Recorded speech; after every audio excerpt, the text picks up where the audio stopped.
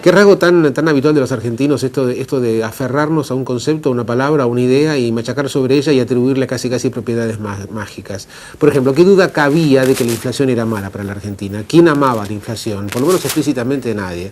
Bueno, la estabilidad se convirtió en una especie de frase código o de palabra código.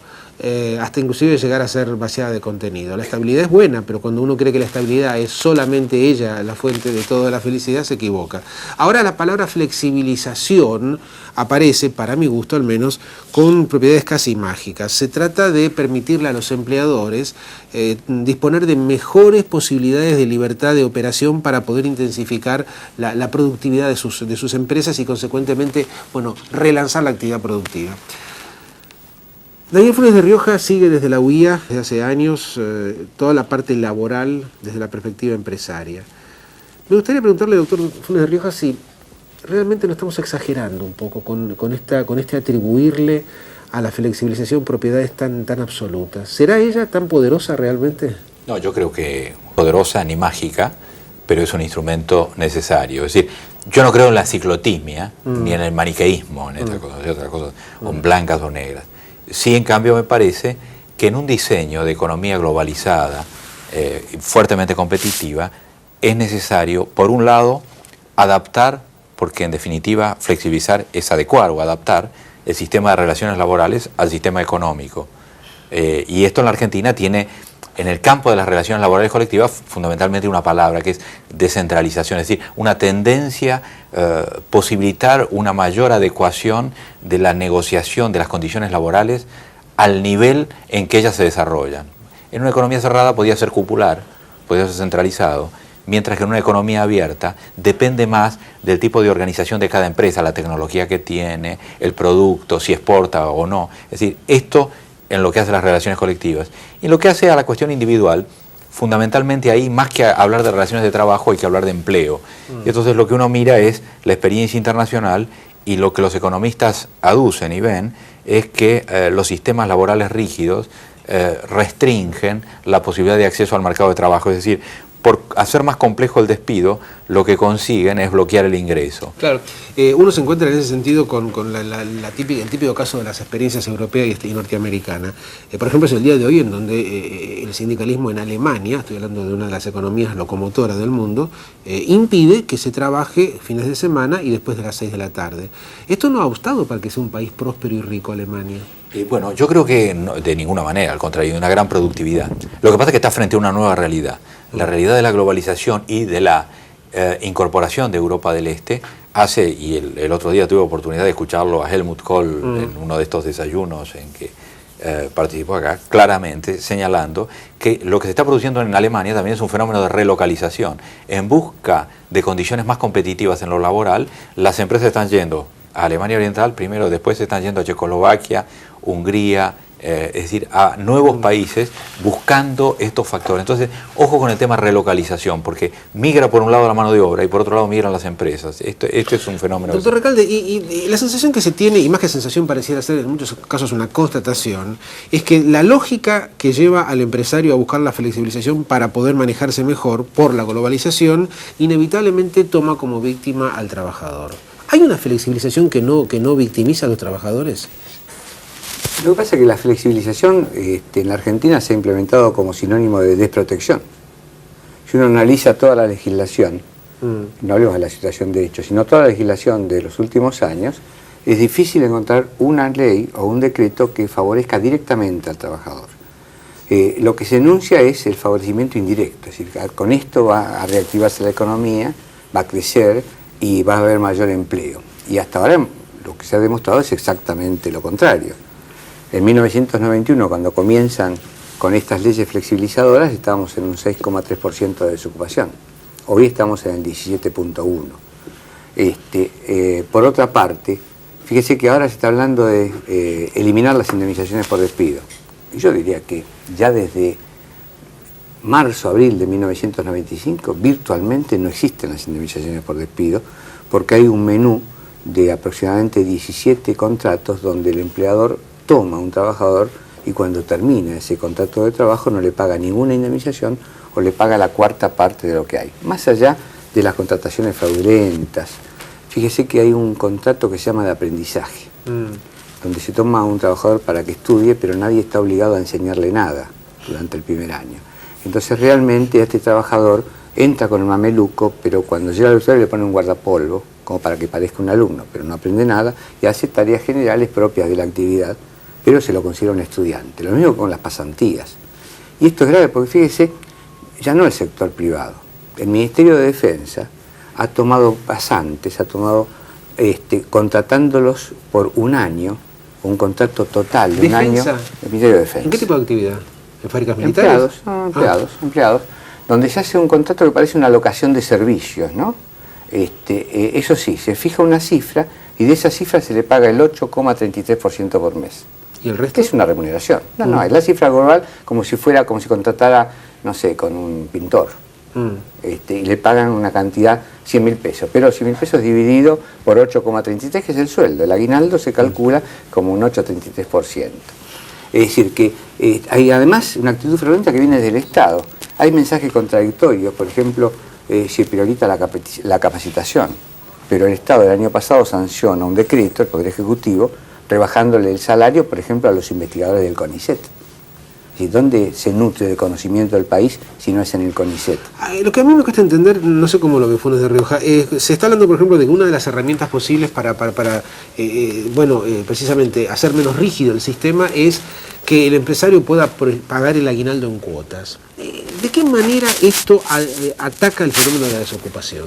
No, yo, digamos, dentro del campo de la disponibilidad colectiva y en la ley de pequeña empresa que se sancionó hace un año, ya hay muchas de estas cosas, lo que se faculta es a que las partes adecuen el sistema de pago del aguinaldo, teniendo en cuenta fundamentalmente que a veces hay dimensiones de empresas que la concentración financiera que implica el pago en un mismo momento, o puede ser un esfuerzo para la empresa, o puede ser repercutir en el mercado con tendencias ascendentes de los precios, mientras que si lo fraccionan, ese esfuerzo financiero se diluye y por otra parte lo que se hace es se adelanta. Es decir, yo creo que esto no es un elemento por sí mismo constitutivo de una conducta, pero en todo caso, cuidado que no es una dilación sino un adelanto, y adelanto pactado. Si consiguen ese acuerdo, lo que fundamentalmente, desde mi perspectiva, la flexibilización en lo que hace a las relaciones de trabajo existentes tiene que buscar, es que el campo de la negociación colectiva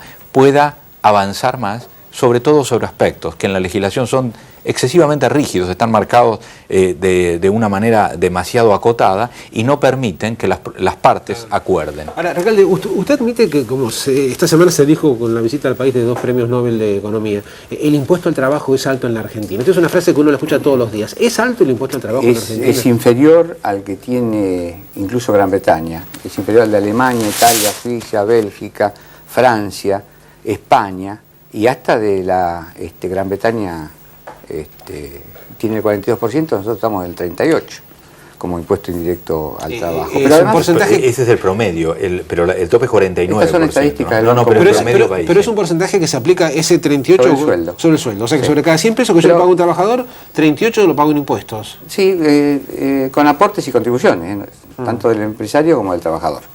O sea que no es alto. Es decir, lo que hay tal vez es una mala distribución de lo que es el gasto social o una mala aplicación del gasto social. Pero nosotros no tenemos un derecho al trabajo rígido, de ninguna manera. El empleador puede suspender por 30 días por razones disciplinarias sin siquiera, salvo algunos convenios colectivos, darle derecho a la defensa al trabajador, a escucharlo. Fíjese lo que significa nosotros que estamos en la postrimería del siglo XX, esta falta de democracia social. El empleador puede suspender hasta 30 días por razones económicas y hasta 75 si invoca fuerza mayor. Puede despedir sin pagar nada en muchos casos, o pagando una indemnización que con los salarios de promedio de convenio, los básicos, es absolutamente baja. Puede disponer de contratos eventuales, de contrato por temporada. Este panorama que pinta Recalde de Funes no parece tan rígido el escenario que surge. O sea, que ¿en dónde, a juicio de ustedes o a juicio suyo, por dónde se debería caminar? Bueno, hay algunas cuestiones que hoy son motivo de mucho conflicto judicial. Hagamos un elenco de los más importantes. El tema solidaridad con los contratistas. Que la Corte Suprema ya ha resuelto una cosa, pero hay que ir a la Corte en cada caso, con lo cual es un sobrecosto, es decir, no cambia el derecho sustantivo, el tema es que cambia el costo de litigio. Yo quisiera que cambie la Corte. Estatutos especiales. Eso es otro tema. Esto es una voluntad personal Sí, que cada uno podrá expresar. Sí, que hay varios cambios y transformaciones. Varias personas la sostienen. Hay estatutos especiales que tienen regímenes indemnizatorios especiales, derecho. Los viajantes, comisión indirecta sobre operaciones en las cuales no intervinieron. Pensado en los años 50, cuando cambiaron muchas cosas en el camino. Hay incluso aspectos que no están resueltos para un sistema de negociación colectiva donde puede haber conflicto entre convenios de grado superior e inferior, es decir, de empresa o de actividad posterior o anterior. Estas cuestiones hay que preverlas desde el punto de vista normativo para evitar litigiosidad, para evitar dudas. Es decir, una Argentina que tuvo un altísimo índice de litigiosidad, por ejemplo, en el Estado, había empresas del Estado que tenían 2 juicios por cada trabajador, porque hay una babel jurídica. Entonces, este tipo de cosas se pueden resolver. Y este campo de la disponibilidad que hablo, de los sistemas de jornada de trabajo, de organización del trabajo, si se pactan, yo no veo cuáles son los derechos afectados, porque el dirigente sindical que vaya a tener que ir a negociar sabrá que cambia algo por algo. Ahora, de acuerdo. Ahora, un tema que es clave, en donde aparece, yo no sé si por culpa del gobierno o por el propio debate que lo va llevando, es que aparentemente, según surge de la dialéctica del periodismo y de las declaraciones de los dirigentes, si yo flexibilizo, logro bajar la desocupación. ¿Qué tan cierto es esto? No, eso es absolutamente incierto y la experiencia lo ha demostrado, porque se ha flexibilizado. Se ha flexibilizado a partir del 91 y con mucha más intensidad en el 95. Pero además tenemos un 40% de trabajadores en negro, lo que es suficiente flexibilidad. Pero yo quería puntualizar otra cosa. Sí. Nosotros tenemos un 17,1% de desocupación. Esto significa un disciplinamiento social absoluto. Es decir, hoy el trabajador no se anima a defender sus derechos del que está ocupado porque tiene miedo a perder el empleo. Esta indefensión individual se proyecta también hacia lo colectivo, se proyecta hacia el sindicato. Y por eso, si usted analiza los convenios colectivos, y esto es un buen análisis hecho por un técnico empresario, de la evolución de los convenios colectivos en los últimos años, todos negociaron a la baja. Esto no creo que sea una voluntad suicida de los dirigentes sindicales, sino realmente el condicionamiento... Que han admitido reducción salarial. Usted tiene reducciones en condiciones de trabajo. Cuidado, ampliar la polivalencia funcional, dar vacaciones. Reconocer la polivalencia funcional, porque en definitiva... Perdón, se me un poco marciano. ¿Qué es polivalencia funcional? Digamos, es una mayor capacidad de organización interna. Antes el que ajustaba un tornillo, en industria automotriz clásica, el que estaba en este puesto de trabajo ajustaba este tornillo y si la línea seguía con defectos, seguía. Bueno, es lo que pasa acá, ¿no? Un camarógrafo que puede ser microfonista, microfonista que puede ser camarógrafo, es un poco eso, ¿no es cierto? Exacto, bueno, pero... Y un periodista no puede barrer el piso. La organización flexible. En casa sí. Bueno, pues luchemos por la igualdad. ¿Eso realmente, Funes, tiene un impacto sobre los costos? Sí, tiene un impacto muy importante sobre la organización, la calidad, porque ese auto que salía con defectos de producción tenía que volver a empezar la línea. Es decir, hay muchos aspectos donde obviamente esto ha implicado una mayor participación del trabajador. En Estados Unidos dicen que cuando incorporaron el sistema japonés de trabajo y cada trabajador tenía derecho a apretar el botón rojo para parar la línea de producción, evidentemente ahí se le estaba reconociendo un rol que antes en la organización fordista-taylorista era de la supervisión, grandes escalones de supervisión. Hoy es una organización mucho más horizontal, por eso se busca esta flexibilidad organizacional. Y estos son aspectos, yo no creo que desde el 91 ya haya flexibilizado. Recalde mismo dice, cuando hay 17 formas de contratación, para poder utilizar esa contratación hay que tener un abogado, un contador atrás, porque no la entiende nadie, digamos. Sí. O hay fraude y termina habiendo trabajo en negro. Yo creo que hay que simplificar las cosas. Es decir, están pasando cosas perdón, Recalde, pero están pasando cosas que usted es un abogado laboralista, ¿verdad? Sí. Que a mí me llama la atención que son nuevas en la Argentina. El episodio de Fiat Córdoba. Bueno, esto es un ejemplo de la flexibilización. En donde por lo menos lo que me decían mis cronistas en Córdoba, hablábamos en la radio, era que, me da mucha pena decirlo y con todo el respeto del mundo por los trabajadores, obviamente, que muchos de ellos aparentemente firmaron engañados, que el pasaje de un sindicato a otro, de UOMA Esmata, fue hecho ignorando que eso implicaba condiciones laborales inferiores o caída del salario. Sí, yo no conozco en detalle el problema, pero lo que dicen los trabajadores es que le han dicho que cobraban la indemnización por despido, pasaban a una nueva empresa y iban a tener una reducción del 12% de los sueldos. Sí. Cuando advirtieron la experiencia en la nueva empresa, se dieron cuenta que era el 50% de la rebaja y por eso protestaron. Pero lo que yo quiero hablar, una cosa es la polivalencia funcional, cuando está pactada en categorías que van hacia arriba. Es decir, si usted es un tornero y le quieren obligar a barrer el piso, realmente usted es un tornero, que le obliguen a barrer el piso, y esto no significa que en épocas de crisis en las industrias los trabajadores que advierten, por ejemplo, en épocas donde se acumulaba stock y de repente no había dónde colocarlo en el mercado, los trabajadores aceptaban tomarse las vacaciones para que no las suspensiones, o pintar o arreglar las paredes. ¿Por qué? Porque advertían que había un problema en serio. Lo que uno advierte ahora, que hay una acumulación de ganancias en un sector de la población a expensas del otro. Y esto basta analizar los datos del INDEC en cuanto a la concentración de riqueza en los sectores, en los polos más altos de la población. El 10% acumula el 37%. ¿Qué influencia tiene estos cambios en los sistemas laborales FUNES con respecto al problema de la distribución del ingreso? Bueno, evidentemente acá hay una gran brecha que se genera entre el trabajador con capacitación del trabajador sin capacitación. Y esto juega a favor de trabajadores jóvenes con determinada experiencia, no sin experiencia. Por eso, cuando uno habla del tema aprendizaje, el aprendizaje, aunque sea en el trabajo, está comprobado en Alemania y Gran Bretaña, que le permite entrar en el mercado, ¿no es cierto? Y es evidente que el trabajador sin ninguna calificación queda marginado, y ahí el Estado debe encarar acciones, cosas que no se están encarando últimamente, pero no cuando empezó esta transformación en los 90, porque si no se produce una gran brecha. E incluso le digo más, hoy ocurre que empresas de alta tecnología vienen a instalarse y no tienen mano de obra capacitada, hay que entrenarlas en el exterior, porque incluso hasta las máquinas obviamente no han estado al acceso. Entonces, este tipo de dualidades se dan y hay que... Bueno, hace un ratito Recalde hablaba de lo que pasa con el Estado, pero el sector privado argentino, sí, o sea, el capital nacional, ¿qué nivel de cumplimiento de responsabilidad ha tenido respecto del fenómeno de la capacitación? Bueno, en términos medibles, digo, mensurables. No, yo diría que las empresas que... cuidado que hay muchas empresas... En Europa lo llaman las del atardecer, que les está yendo muy mal, les está yendo tan mal como a determinados sectores laborales, pero las que les está yendo bien, están incorporando tecnología, están capacitando.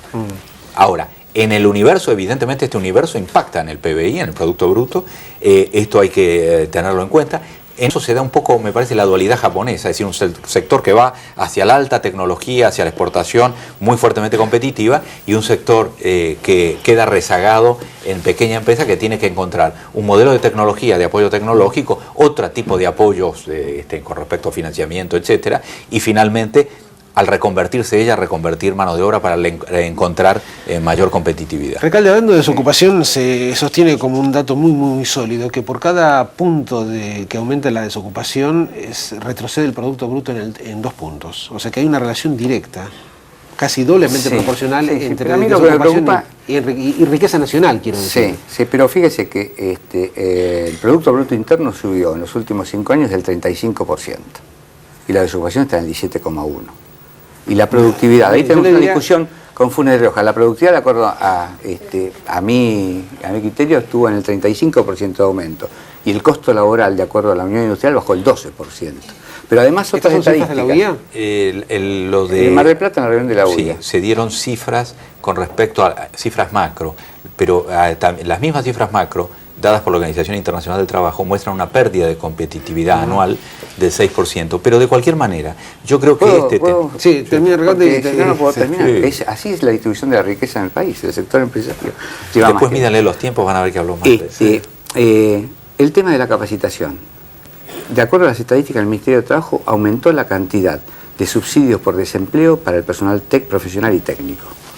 El año pasado, de todos los procedimientos de crisis que produjeron despidos, solo el 1% se debió a incorporación de tecnología. Esta es otra realidad. Acá no hay una incorporación de tecnología de manera tal de que digamos que por eso se destruye empleo.